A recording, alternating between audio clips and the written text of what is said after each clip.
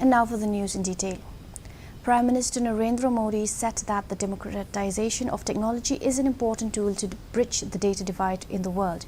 He said this while addressing the G20 Development Ministers meeting in Varanasi today via video message. According to him, digitalization has brought about a revolutionary change in India and pointed out that high-quality data is critical for meaningful policy making, efficient resource allocation and effective public service delivery.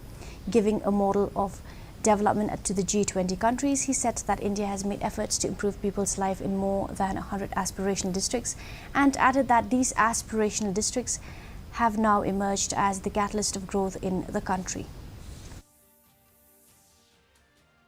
Effective public service delivery.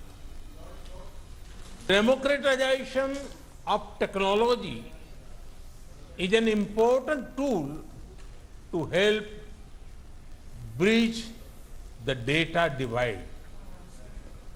In India, digitalization has brought about a revolutionary change. Technology is being used as a tool to empower people. The state government today decided